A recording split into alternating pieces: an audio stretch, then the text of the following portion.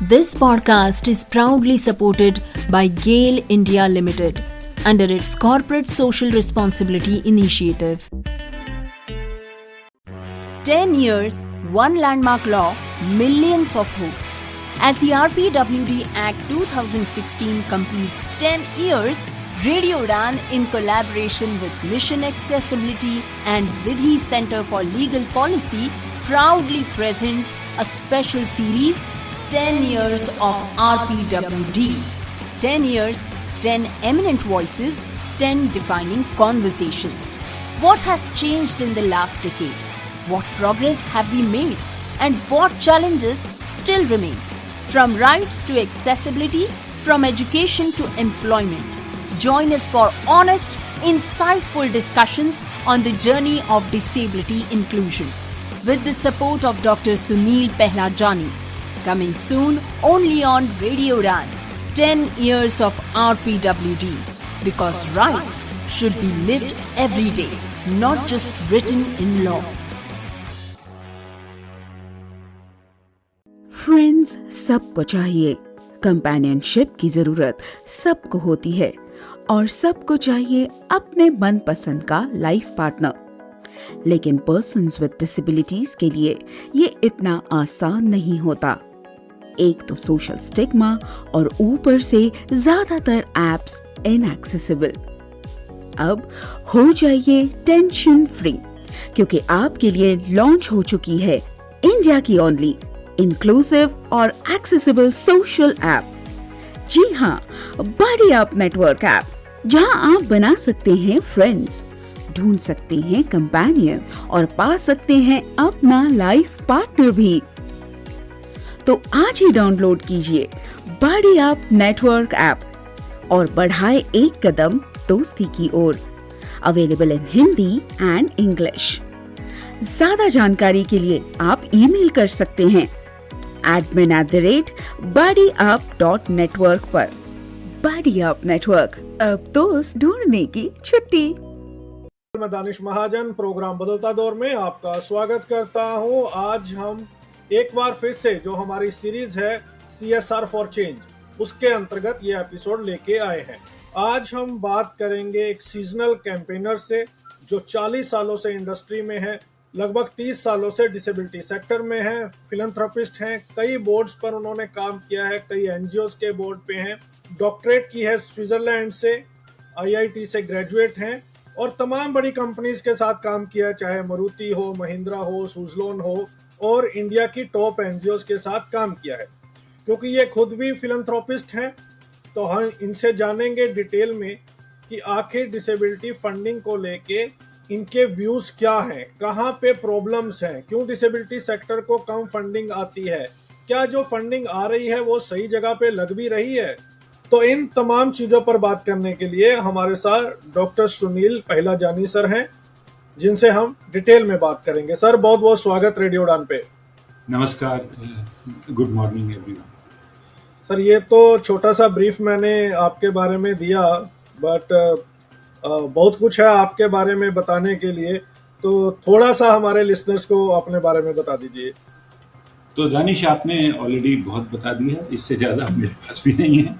मैं वॉलंटियर हूँ disability sector में, एज ए वॉलंटियर या as a mentor, as a board member, as a colleague मैं काम कर रहा हूँ पिछले कई सालों से। और मेरी इस सेक्टर से बहुत मैं जुड़ा हुआ हूँ और मेरी इच्छा है कि इसमें मैं लगातार काम करता रहूं अपनी तरफ से, अपना पूरा तन मन से।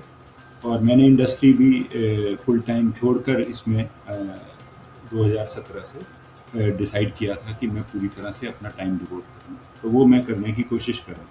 सर, ये बताएं कि जैसे इस सीरीज का नाम है CSR फॉर चेंज, जिन लोगों को CSR नहीं पता, जो नए लिसनर्स हैं, कॉर्पोरेट सोशल रिस्पॉन्सिबिलिटी, जो प्राइवेट कंपनीज को मैंडेट है कॉर्पोरेट को कि अपनी इनकम का, प्रॉफिट का 2% किसी भी कोज के ऊपर खर्च करना है। तो क्या आपको लगता है कि CSR वाकई इंडिया में चेंज ला पा रहा है? Danish, CSR corporate social responsibility को मैंडेटरी करना जब से गवर्नमेंट ने किया है, ये अच्छा स्टेप है। वैसे भी अच्छी रिस्पॉन्सिबल ऑर्गेनाइजेशन इसको उससे पहले भी कर रही थी, और उसके बाद शायद भी कर रही हैं, बट इसके आने से बहुत सारी ऑर्गेनाइजेशन में अवेयरनेस आ गई है और वो अपने प्रॉफिट का 2% या उससे अधिक सोशल वर्क में लगाती हैं, सोशल अपलिफ्टमेंट के लिए लगाती हैं अलग अलग तरह से। तो ये डेफिनेटली एक अच्छा इनिशिएटिव है। जब से पैक्टा की रिपोर्ट आई है तो एक क्वेश्चन सब पूछते हैं, ये ट्रेडमार्क क्वेश्चन हो गया है कि भारत में जो डिसेबिलिटी सेक्टर के ग्रुप हैं, एनजीओज हैं, वो टोटल एनजीओज का 10% है, लेकिन डिसेबिलिटी फंडिंग की अगर बात करें तो वो पूरे सीएसआर का जो भी फंडिंग होती है साल की, उसका सिर्फ 1% डिसेबिलिटी पे लग रहा है। कारण क्या देखते हैं आप इन चीज़ों के? देखिए 10% टोटल जो एनजीओज हैं उनमें से 10% डिसेबिलिटी में एंगेज्ड हैं, और जो हमारा रियल उसका स्पेंड है वो 0.9% है, मतलब 1% से भी कम है। उससे भी बड़ी बात यह है कि सिर्फ 4% कंपनियां डिसेबिलिटी को फंड करती हैं जो सीएसआर में एंगेज्ड हैं। इसका जो सबसे बड़ा रीज़न ये है कि जो मुझे लगता है, जितना मैं लोगों से बात करता हूँ, कि पहली बात तो अवेयरनेस की कमी है, डिसेबिलिटी की अंडरस्टैंडिंग की कमी है, अवेयरनेस की कमी है। दूसरा, सीएसआर में कुछ मेजरेबल आउटपुट्स चाहिए होते हैं। सीएसआर मतलब वो कुछ क्वांटिफाइड इम्पैक्ट चाहिए होता है, और उसको हम डिसेबिलिटी में नहीं डिमॉन्स्ट्रेट कर पाते हैं, और वो डिसेबिलिटी में हमेशा लो रहता है।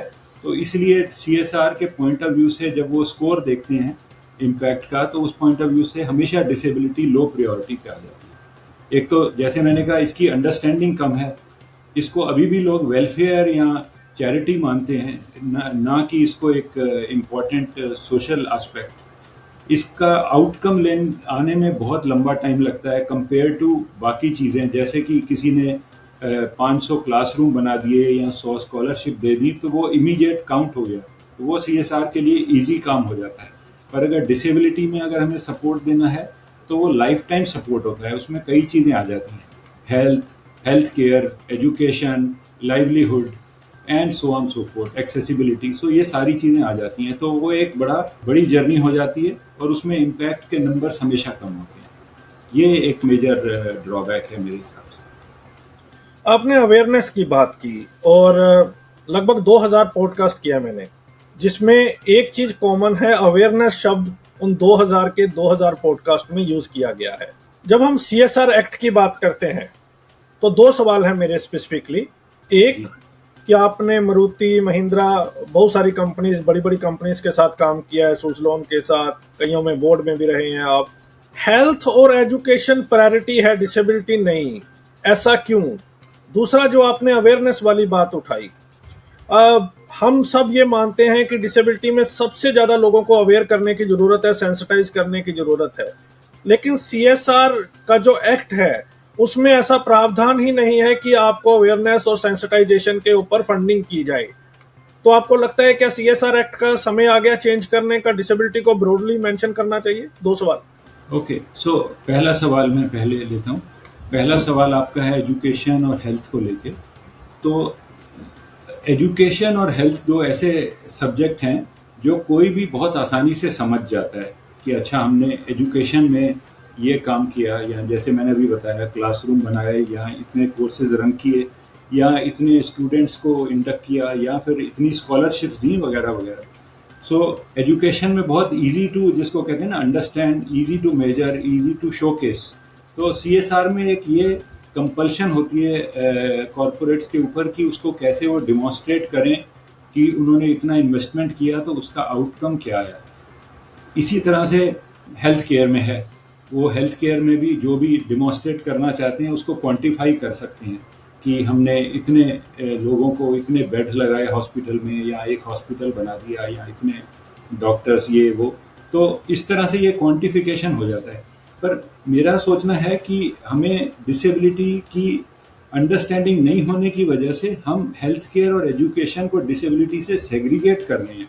असल में आप ध्यान से देखो तो disability is kind of embedded across every part of life. जब हम हेल्थ केयर प्रोवाइड करते हैं तो उसमें हम इंक्लूजन ला सकते हैं, उसमें हम डिसेबिलिटी को अच्छी तरह से कवर कर सकते हैं एज पार्ट ऑफ।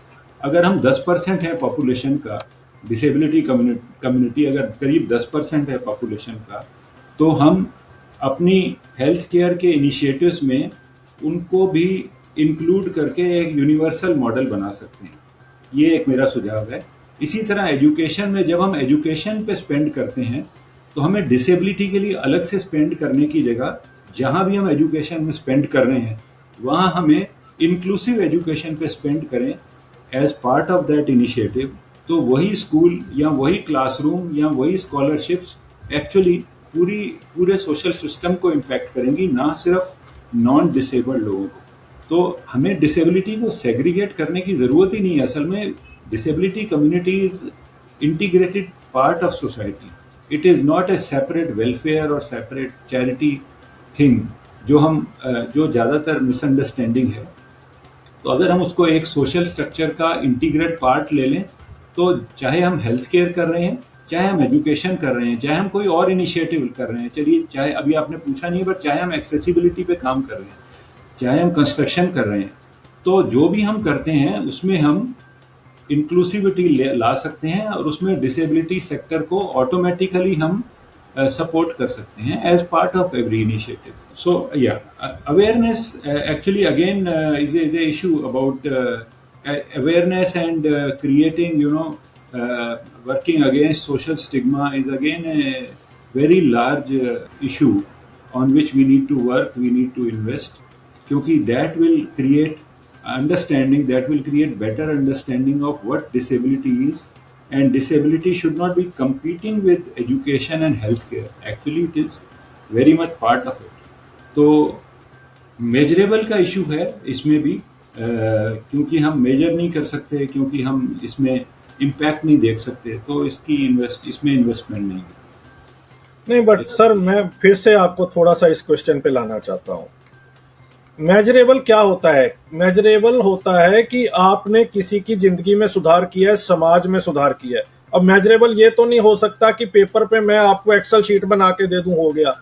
तो आपको पेपर वर्क वाला मेजरेबल चाहिए या आपको रियल इम्पैक्ट चाहिए? जब 2000 के 2000 पॉडकास्ट में लोग ये कह रहे हैं कि अवेयरनेस का इशू है, तो ये कब तक हम ये गेम खेलेंगे कि हमें रूल्स बाउंड काम करना है, इम्पैक्ट हो ना हो, आपको हम कुछ भी एक्सेल में बना के दे दें वो आप मान लोगे, बट रियल इम्पैक्ट को नहीं देखना है। दूसरा क्वेश्चन सर एक और जोड़ता हूं। अभी आपने इंक्लूजन की बात की हेल्थ केयर और एजुकेशन में, and I completely agree with you on that, but दूसरी तरफ आप सेग्रीगेशन की खुद बात करते हो। आप कह रहे हो कि कई जगह पे आपने कहा है कि सेपरेट मिनिस्ट्रीज होनी चाहिए पर्सन्स विद डिसेबिलिटीज के लिए, सीएसआर का एक फिक्स शेयर होना चाहिए जो डिसेबिलिटी पे लगे। अगर इंक्लूजन ही करना तो फिर सेपरेट क्यों? फिर हर कुछ इंक्लूसिव होने दो। So let me take up this point first, and then I will definitely come to this awareness matter during our conversation. So separate ministry क्यों बनी? अगर आप इसकी हिस्ट्री देखें तो पहले DPWD नहीं एग्जिस्ट करता था, बाद में ये क्रिएट किया गया था सोशल जस्टिस के अंडर, सोशल जस्टिस का पार्ट। तो अगर डिसेबिलिटी के मैटर्स को देखा जाए तो इसमें हर मिनिस्ट्री का रोल है। इसमें DPW सिर्फ एक कोऑर्डिनेटिंग या सेंट्रल आपको बोलना चाहिए विंडो है। DPW स्टैंड अलोन सारे फंक्शंस या सारे बजट नहीं कंट्रोल करता। अगर हम एजुकेशन का बजट देखें तो एजुकेशन का बजट DPW नहीं कंट्रोल करता। अगर हम हेल्थ केयर का देखें वो नहीं कंट्रोल करता। अगर हम एक्सेसिबिलिटी या टाउन प्लानिंग या बाकी चीज़ों का देखें तो वो भी DPW नहीं कंट्रोल करता। हर मिनिस्ट्री का ये असेंशियल पार्ट है। जब आपकी 10% पॉपुलेशन को आप एड्रेस कर रहे हैं तो वो इनहेरेंट पार्ट है सोसाइटी का, इनहेरेंट पार्ट है हमारी टोटल कंट्री का। तो every ministry has to address it in a inclusive manner. Every ministry has to work on universal design. That is very important. It is not something which DPWD or one ministry is segregated and they will be doing it. They are perhaps bringing more research data and giving inputs to all these ministries and Niti Aayog and PMO, etc. They are also a very good channel for raising the flag if there is something, but they are not all in all to address the disability sector. मतलब उस तरह से अगर होगा तो मतलब 10% population के सारे मैटर एक मिनिस्ट्री हैंडल करेगी, ये तो impossible. It is part of country, so everyone is to address it. This is what I would say. It's not segregation. It is creating a additional window. It is not in any way downsizing the role of other ministries on disability. What about awareness? Okay. Yeah, awareness we can discuss. It's a large subject, Danish. It's a creating awareness in India is a subject which I personally do not think any one CSR or any one organization or NGO can handle, because we are a large and complex country, and creating awareness on any matter for that, you say, whether it was a polio mission or whether it is awareness of prevention of tobacco or prevention of other diseases. It has gone through government and it has gone through very large initiatives across India. उस तरह से disability की awareness भी हमें उस level पे ही ले जाना ज़रूरी है. This needs to be addressed by government, supported by social sector and perhaps some of the large CSR funds. It needs a very focused attention and a very strategic plan to create awareness across society. And if we do that, perhaps this will change the mindset. जब sir constitution बना था ना, हम अपने दिल को बहलाने के लिए कोई भी बातें कर लें, लेकिन आज भी लड़ाई जारी है कि आर्टिकल 15 में हम क्यों नहीं है. वहाँ पे सारे वल्नरेबल ग्रुप हैं, हम लोग डिसेबिलिटी शब्द मिसिंग है. इसी तरह CSR एक्ट जो बनाया गया, इंटेंशन वाज वेरी ग्रेट कि वल्नरेबल ग्रुप को सपोर्ट करे कॉरपोरेट, लेकिन डिसेबिलिटी सिर्फ नाम मात्र है. वहाँ पे सिर्फ एजुकेशन, हेल्थ, वो भी चिल्ड्रन की बात की गई है, जबकि बाकी कैटेगरीज को बहुत ब्रॉडली वहाँ पे मेंशन किया गया है. आपको लगता है क्या प्रायोरिटी ही नहीं है डिसेबिलिटी, और क्या आपको लगता है कि अब समय आ गया है कि जो CSR एक्ट है उसमें हमें बहुत सारे चेंजेस चाहिए? एक्चुअली आई ऑलवेज प्रेफर कि चीज़ें वॉलंटरी हों, बट जो आप कह रहे हैं that make sense for a limited period. अगर इसमें कुछ रेगुलेटरी कंपल्शन हो या बाय लॉ कंपल्शन हो कि 5% of your CSR has to go in the inclusion और disability, that's a good idea, because then for say next 10 years if we do that, not for forever, but then if we do it for 10 years, there will be understanding, there will be change with that. क्योंकि अभी 4% कंपनियां सिर्फ अपने CSR को disability में engage कर रही हैं, जो कि बहुत कम है. और उसमें भी आपने खुद ही बताया कि 1% से कम हमारा टोटल CSR डिसेबिलिटी में जाता है, जो कि अगर टोटल अमाउंट भी देखें तो बहुत थोड़ा है हमारी जो 13-14 करोड़ पॉपुलेशन के हिसाब से. So actually we are not doing justice. So initially if we make it compulsory in terms of some percentage, I am just saying 5% minimum, it is a good idea for a few years, say 10 years, 15 years. आपने एक बड़ी important बात बोली और I completely agree, and मैं ये बात कई सालों से उठा रहा हूँ. हो क्या रहा है कि आप हमेशा कहते हो कि डिसेबल लोगों के पास ये राइट होना चाहिए कि फंडिंग कैसे स्पेंड करनी है, सिर्फ रिसीव करने का हक नहीं होना चाहिए. ये आपने बहुत इम्पोर्टेंट किया. जब मैं इस सेक्टर में आया था 2010 में, तो जो हमारे स्कूल थे या ऑर्गेनाइजेशंस थी, वो फंडर को बताती थी कि ये इसकी बहुत ज़रूरत है, आप इस प्रोजेक्ट को आप सपोर्ट कीजिए, हमें ये चाहिए, बच्चों की बुक्स चाहिए, कुछ भी खेल का सामान चाहिए. अब क्या हो रहा है, मैं 5 सालों से ऑब्जर्व कर रहा हूँ, जब से ये CSR थोड़ा वोकल हुआ है, थोड़ा विजुअल हुआ है. अब CSR हमारे सेक्टर को ड्राइव कर रहा है, फंडर हमारे सेक्टर को ड्राइव कर रहे हैं, और हमारे पास अपॉर्चुनिटी ही नहीं है अपने प्रोजेक्ट बताएं. तो क्यों ये इशू आ रहा है, क्यों आप ये कहते हैं कि persons with disability must have right to decide where funding must be spent rather than just receiving? So you are right, Danish. Uh, Funding is not unrestricted. That is a challenge for complete social sector, I would say, but more so in disability, because our problems are difficult to understand in totality, and our priorities are difficult to understand in totality. And again, it boils down to impact, what creates impact, what doesn't.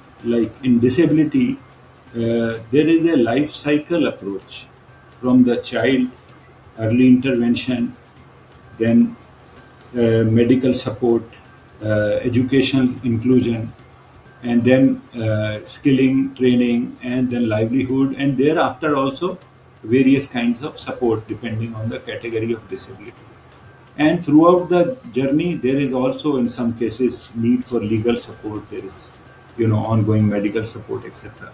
So if you see, uh, it is actually much more expensive for anybody to fund one case in disability than uh, than in any other sector.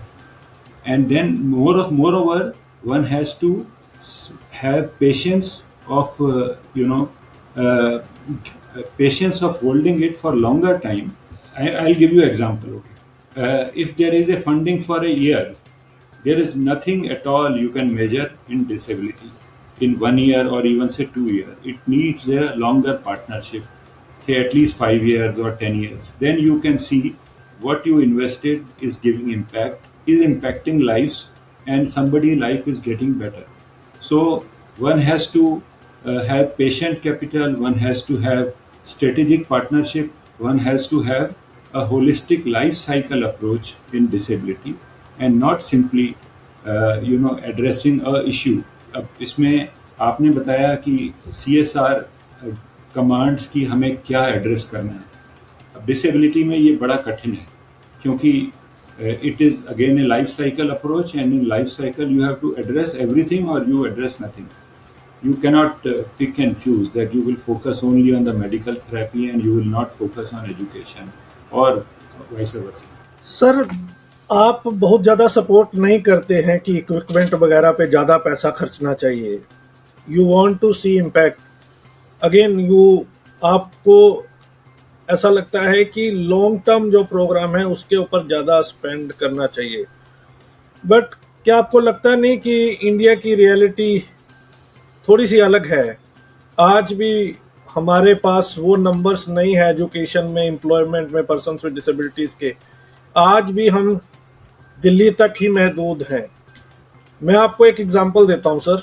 आज भी rural area में हमारे बच्चों के पास basic education नहीं है। Persons with disabilities का drop rate जो है वो बहुत हाई है। मेरे को बहुत सारी ऑर्गेनाइजेशन ने कहा, CSR वालों ने, खैर वो फंडिंग तो करते नहीं है रेडियो को क्योंकि उनके डोमेन में आता नहीं है, लेकिन अब थोड़ा सा लोगों को समझ आना शुरू हुआ है। Let me be candid about it. तो उन्होंने कहा कि व्हाई डोंट यू मतलब जो आपकी ऑर्गेनाइजेशन है दिल्ली से बाहर क्यों नहीं करती हैं प्रोग्राम, दिल्ली, बेंगलोर, हैदराबाद, मुंबई। अब सर कई ऑर्गेनाइजेशन ने, हमने भी दिल्ली के बाहर प्रोग्राम रखा, उन लोगों ने आने से मना कर दिया, कहते क्योंकि एक्सेसिबिलिटी नहीं है। तो बोलते कुछ है, हम करते कुछ है। But the question back on that is, क्या आपको लगता नहीं कि जिस तरह का हमारा स्ट्रक्चर है इंडिया का, जिस तरह के पर्सन्स विद डिसेबिलिटीज के हालात है, इससे मुख नहीं मोड़ा जा सकता कि उनको हम इक्विपमेंट बांटें? सो इट इज़, मैं आपसे सहमत हूँ कि इक्विपमेंट देना, किसी भी तरह का सपोर्ट देना, किसी भी तरह के इनिशिएटिव्स कुछ तो हेल्प करते ही हैं, बट क्या वो लाइफ को आगे चल के इम्पैक्ट करते हैं, ये देखने की ज़रूरत है। तो आप एक बार व्हील चेयर डिस्ट्रीब्यूट करें, या एक बार कोई इवेंट करें, या एक बार कोई चीज़ एजुकेशन पे बुक्स दें, तो वहाँ पर जर्नी शुरू हो सकती है, बट वहाँ पे जर्नी ख़त्म नहीं होती, क्योंकि उसके और कई स्टेप्स हैं जो कंप्लीट करने पड़ते हैं। अगर आपने व्हील चेयर दिया, उसके बाद क्या उसको जाने तक की एक्सेसिबिलिटी है, ये तो मोबिलिटी मिल गई, फिर क्या जाने तक की एक्सेसिबिलिटी है, फिर क्या कम्युनिकेशन की एक्सेसिबिलिटी है, और फिर क्या उसके बाद अपॉर्चुनिटी है। तो हमें मतलब पूरी पिक्चर को देखने की ज़रूरत है। और अगर हम इसमें इस तरह सोचें कि हम एक इवेंट ना करके एक पूरा इंस्टीट्यूशन डेवलप करने की कोशिश करें। अगर किसी एक विलेज में भी आप ले रहे हैं, तो अगर आप उसमें इंक्लूसिव एजुकेशन पे काम करें तो accessibility, curriculum, content, whether wheel chair और anything else, and software and other material, and then the teaching and the counselling, ये सारी चीज़ें मिलाकर हम उसमें हेल्प कर सकते हैं। तभी disability community can get educated and skilled, and they can move forward as integral part of society. अगर आपने सिर्फ व्हील चेयर दिया तो बहुत अच्छा है, you have done something, but have you addressed any problem? Not, perhaps not, because the problem remains कि वो उसके बाद भी आगे कुछ नहीं कर पाए। पर सवाल तो सर फिर वही का वही है ना, कि जहाँ पे अप्रोच का इशू है कि आप ये भी करें और साथ में वो भी करें। वही मैं आपसे बार बार पूछ रहा हूँ कि क्या आपको लगता है कि जो CSR एक्ट है, क्योंकि CSR एक्ट के अकॉर्डिंग और CSR पॉलिसीज के अकॉर्डिंग इक्विपमेंट बांटने वाले इवेंट तो वो करते हैं, लेकिन इसके अलावा अवेयरनेस या कोई टैलेंट हंट वो तो वैसे भी वो नहीं करते हैं, इवेंट तो वैसे भी वो सपोर्ट नहीं करते हैं। बहुत कुछ हो गया तो एक आधी कॉन्फ्रेंस कर दी, लेकिन वो भी आउट ऑफ द वे जाके। तो सवाल वही है कि दायरा बनाने की ज़रूरत है, हमें ब्रॉड होने की ज़रूरत है when it comes to disability. जैसे आपने पहले कहा कि हर चीज़ में हमारा पार्ट होना चाहिए, लेट्स नॉट बी सेग्रीगेटेड। तो आपको फिर मैं वही आ जाके बात ख़त्म होती है कि क्या CSR एक्ट पे डिबेट करवाने की ज़रूरत है, रिविजिट करने की ज़रूरत है, रिव्यू करने की ज़रूरत है, अप्रोच क्या होनी चाहिए, जो आपके इससे अलग आप क्या सोचते हैं क्या होना चाहिए? ओके, सो दानिश, CSR एक्ट में अगर हम 5% CSR फंड इंक्लूजन या डिसेबिलिटी के लिए एलोकेट करें तो वो हमें बहुत हेल्प करेगा। और ये मुझे लगता है अगर हम पॉपुलेशन को देखें तो उस हिसाब से 5% या उससे थोड़ा अधिक एक राइटफुल रिक्वायरमेंट है, एक एसेंशियल रिक्वायरमेंट है। हमें पूरी डिसेबिलिटी कम्युनिटी को डिफरेंटली देखने की ज़रूरत है। हमें डिसेबिलिटी कम्युनिटी को मतलब इसको बेनिफिशियरी ना देखकर हम इसको इस तरह देखें कि ये हमारी सोसाइटी के सिटीज़न हैं, ये सोसाइटी के वर्कर्स हैं, एंटरप्रेन्योर्स हैं, यूज़र्स हैं, और इनको मिलाकर ही हमारी सोसाइटी ग्रो करेगी। अगर हम विकसित भारत पे जा रहे हैं या किसी भी फ्यूचर विजन पे जा रहे हैं, तो without this inclusion it is impossible. How can you leave 10% population behind and then say that we are going to grow? So CSR में भी वही implement होना चाहिए। CSR में भी 5 to 10% can essentially be diverted to some inclusion project। अगर ऐसा होगा तो आप सोचिए, अभी 4% कंपनियां सिर्फ CSR कर रही हैं डिसेबिलिटी के लिए, अगर 100% करें या 80% भी करें तो ये कितने गुना बढ़ जाएगा। And everyone will have some contribution towards inclusion and the total picture will be much better. दो सवाल हैं सर। एक तो आपका फेवरेट प्रोजेक्ट क्या रहा है डिसेबिलिटी सेक्टर में, कोई एक दो जो आपके दिल के बहुत करीब हैं, और दूसरा सबसे टफेस्ट कन्वर्सेशन आपकी फंडिंग को लेके किसी कंपनी के साथ अगर आपको याद हो तो। ओके, सो फेवरेट अगर आप पूछते हैं तो फेवरेट मुझे उसमें बिल्कुल क्लियर है माइंड में, जो मैं हमेशा से करना चाहता हूँ और करने की कोशिश कर रहा हूँ। अर्ली इंटरवेंशन है। अर्ली इंटरवेंशन में फर्स्ट 1000 डेज में या पहले 3 साल की एज में हम बच्चों को चेक करते हैं और उनको सपोर्ट करते हैं, जिससे कि डिसेबिलिटी की पॉसिबिलिटी को कम करें और जहाँ पर है वहाँ पे उसको अर्ली एड्रेस करें। तो अर्ली इंटरवेंशन की ज़रूरत इंडिया में बहुत ज़रूरी है, बहुत इम्पॉर्टेंट है। और अभी रिसोर्सेज की कमी है। जो गवर्नमेंट सेंटर्स बने हुए हैं हमारे करीब 600 डिस्ट्रिक्ट्स में, हर डिस्ट्रिक्ट में एक अर्ली इंटरवेंशन की ज़रूरत है, जिसका मतलब है लगभग 300 करोड़ की एनुअल इन्वेस्टमेंट चाहिए। सो अगर ये अकेला प्रोजेक्ट भी आप देखें तो ये अर्ली एड्रेस करता है प्रॉब्लम को, और बहुत सारे बच्चे डिसेबिलिटी के उसमें जाने से बच जाते हैं और डिसेबिलिटी या कम हो जाती है या जल्दी एड्रेस हो जाती है। सो ये मेरा एक सबसे जो है, अगर आप पूछ रहे हैं प्रोजेक्ट जो सबसे फोकस में रहता है वो है। और तो हार्ड कन्वर्सेशन हमेशा सबसे जो मार्जिनलाइज ग्रुप्स हैं उनके लिए होती है, क्योंकि उस जो मल्टीपल डिसेबिलिटी हैं या इंटेलेक्चुअल डिसेबिलिटी हैं उसमें फंडिंग के लिए सबसे अधिक कठिनाई आती है, क्योंकि उसको समझने में, समझाने में और उसमें जो फंडिंग में जो पेशेंट कैपिटल चाहिए होता है वो सबसे अधिक होता है, और उसके लिए सबसे ज़्यादा हार्ड कन्वर्सेशन हमेशा होता है। बहुत टाइम लिया सर मैंने आपका, पर एक सवाल मैं पूछूंगा अपने लिसनर्स के लिए, क्योंकि आप खुद फिलैंथ्रोपिस्ट हैं, आपने खुद कई बोर्ड्स पे काम किया है, कई एनजीओज में जुड़े हैं।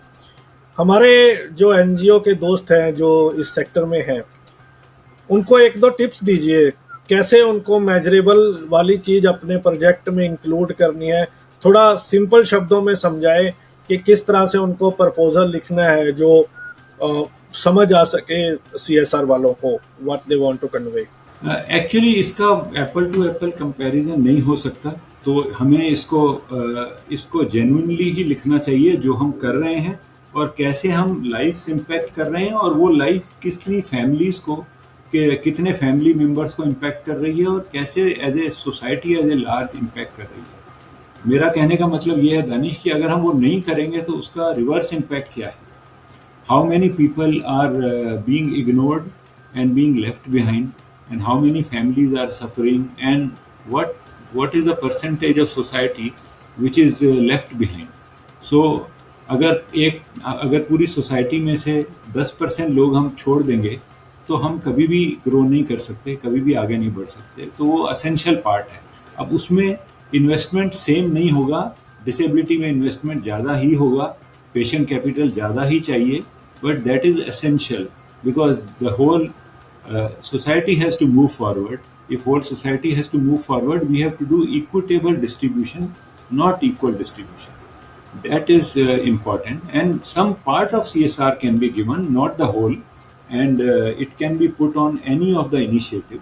I would say 5%, 10% of every CSR must go to inclusion and disability, because that is doing justice with the society. Since you are doing social responsibility, this is very much essential part of society. क्या NGOs corporate culture में बदल रही हैं? क्या NGOs अब बहुत ये दबे स्वरों में आवाज होती है, ये कोई ओपनली नहीं बोलता, लेकिन क्या एनजीओस बहुत, अगर सपाट शब्दों में बात करूं, प्लेन शब्दों में, हमारे लेमैन की भाषा में, क्या अब एनजीओ भी बिजनेस का रूप ले रही हैं? हम अपने मकसद से भटक रहे हैं? क्या एनजीओस कॉर्पोरेट बनती जा रही हैं कॉर्पोरेट सीएसआर के साथ रहते हुए? सो डिसेबिलिटी सेक्टर का मैं बता सकता हूँ, बाकी पूरे सोशल सेक्टर का मुझे नहीं पता। सो डिसेबिलिटी सेक्टर में definitely, barring a few exceptions, majority of NGOs are small, and we are fragmented, and many NGOs are doing same thing but not collaborative. So important चीज़ ये है कि हम collaborate करें। NGO सेक्टर में M&A की ज़रूरत है जिससे कि एफिशिएंसी बढ़े। NGO सेक्टर में भी गवर्नेंस की बहुत ज़रूरत है और ऑर्गेनाइजेशन और सक्सेशन प्लान की ज़रूरत है। सो एक तरफ से हम फंडर को कह सकते हैं कि वो जो कर रहे हैं करें, बट इधर NGO के पॉइंट ऑफ व्यू से भी बहुत सारे एक्शंस लेने की ज़रूरत है जिससे कि फंड की एफिशिएंसी और यूटिलाइजेशन सही हो और जो चेंज आना है वो सस्टेनेबल हो। अभी भी ऑर्गेनाइजेशन, ज़्यादातर NGOs अभी भी पर्सोना बेस्ड हैं, सिस्टम और प्रोसेसेस पे काम करने की आवश्यकता है। सब लोग जो चलाते हैं NGOs बहुत पैशनेट हैं, बहुत दिल से काम करते हैं, बट अभी भी ज़्यादा पर्सोना बेस्ड है। अभी भी organisation, succession, governance, systems and processes पे काफ़ी काम करने की आवश्यकता है जिससे कि फंडर्स का जो फंड आता है उसकी एफिशिएंसी बेटर हो और जो भी चेंज लाते हैं सोसाइटी में वो सस्टेनेबल हो, वो टेम्परेरी ना हो। तो एनजीओज को भी बहुत काम करने की आवश्यकता है और सबसे बड़ी चीज़ है कोलैबोरेशन करने की ज़रूरत है। सो ये मेरा ऑब्जर्वेशन। अगर आपको 100 करोड़ रुपया स्पेंड करना है, कौन सी 2-3 चीजें हैं जिस पे आप खुशी खुशी करना चाहें, और कौन सी एक ऐसी चीज है जिस पे आप बिल्कुल नहीं करोगे, साहब no I can't help it? अगर ये 1000 करोड़ होता तो मैं ज़्यादा अच्छा डिस्ट्रीब्यूशन देता, बट आप कह रहे हो तो मैं आपको अपना एक रफ आइडिया बताऊंगा। सो बेसिकली अगर मेरे पास 100 करोड़ हों तो मैं कम से कम उसका एक 20-25% तो अर्ली इंटरवेंशन पे इन्वेस्ट करूंगा, क्योंकि वो सबसे ज़्यादा इम्पैक्टफुल है, जो कि अर्ली एज में बच्चों को और फैमिलीज़ को हेल्प करता है, जिससे कि डिसेबिलिटी कम हो या फिर एड्रेस हो जाए। और इसका उतना ही पार्ट शायद मैं इंक्लूसिव एजुकेशन और एम्प्लॉयमेंट पे करूँगा, समझ लीजिए 25% और उसके अलावा मैं इसमें इन्वेस्ट करूँगा जो इंटेलेक्चुअल डिसेबिलिटी है उस पर मैं 10-15% करूँगा। मैं असिस्टिव टूल और टेक्नोलॉजी पे भी 10% करूँगा, और बाकी मैं राइट्स पे, रिसर्च पे और एनजीओज की कैपेसिटी बिल्डिंग पे करूँगा। ये मेरा रफ आइडिया है। और आप पूछ रहे हैं मैं किस पे नहीं करूँगा, सर्टनली कुछ चीज़ें हैं जो मैं बोल सकता हूँ, जैसे कोई डिस्ट्रीब्यूशन के प्रोजेक्ट्स हैं उस पर मैं नहीं इन्वेस्ट करूँगा, या कोई कॉन्फ्रेंसेस करनी है वो मैं नहीं करूँगा, या फिर कोई सस्टेनेबल चीज़ नहीं है उस पर मैं इन्वेस्ट नहीं करूँगा, और कोई 1 डे कैंप या 2 डे कैंप करने हैं वो मैं अवॉइड करता हूँ, क्योंकि इनमें से कोई भी चीज़ सस्टेनेबल नहीं है, कोई भी चीज़ सिस्टमिक चेंज नहीं ला रही। तो जो चीज़ सिस्टमिक चेंज नहीं ला रही है या सस्टेनेबल नहीं है वो फिर इवेंट की तरह हो जाती है। तो वो मैं सलाह दूंगा सबको कि उस पर इन्वेस्ट ना करके चाहे थोड़ा ही करें, बट इनमें से किसी न किसी प्रॉपर सिस्टमिक चेंज पे या लाइफ साइकिल पे सपोर्ट करें, जिससे कि हम एक डिफरेंस ला सकें। वाह, मैं पूरे इंटरव्यू में यही देख रहा हूँ, आप हर सवाल को लेके पूरी तरह से क्लियर है, your vision is very clear. So thank you sir. I have only one thing in mind, that we should CSR and philanthropists and everyone should keep one thing in mind, कि we are funding dignity, not the dependency. That is Absolutely. very important. Absolutely sir, कुछ ऐसा जो मैंने आपसे नहीं पूछा वो भी आप अपनी बात रख सकते हैं, और what would be your message to the society? Actually, I would say that जैसे मैंने पहले भी कहा कि disability population should not be seen as beneficiary or charity. It should be seen as our customers, our user, our entrepreneurs, our employees, our colleagues, and this can create additional, I would say, 3 to 5% of GDP in economy if we provide accessibility and education, skilling and employment, and integrate them with society. If you integrate this community more and more with society, this can actually enhance GDP. This is not good to help disability community. It is to help yourself. It is to help the whole society and the country. So it should not be seen that you are actually supporting disability. Actually, if you do this, you really support yourself. So see it in a holistic manner, and I think now time has come when awareness is increasing, Danish, and I'm hopeful that in my lifetime we'll see this transformation happen, where everyone Bilkul. lives with dignity.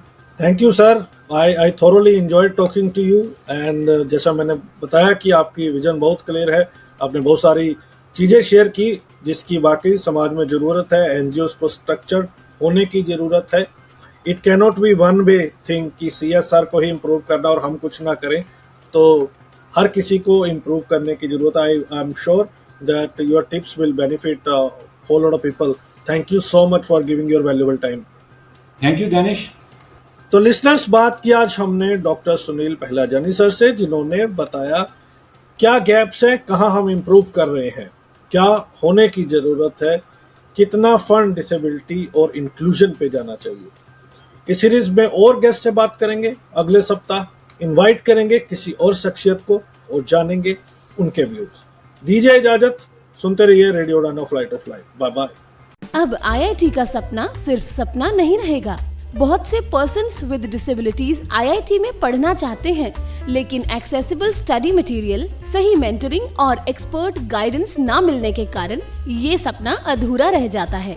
अब आपके सपने को पूरा करेगा CSRL super 30 residential mentorship programme. अगर आप एक disabled student हैं और free mentoring, experienced faculty, residential facility और बेहतरीन गाइडेंस चाहते हैं, तो आज ही जुड़े CSRL सुपर 30 से और अपने सपने को साकार कीजिए। सिर्फ 30 सीट्स अवेलेबल हैं, देर ना करें, आज ही रजिस्टर करें। कॉल 7428582416। ईमेल करें shivam.sharma@csrl.in। अरे तुम इतनी तेजी से बिना देखे कैसे टाइप कर लेते हो? कोई साथ बैठा है क्या? नहीं यार, अब मुझे किसी की जरूरत नहीं।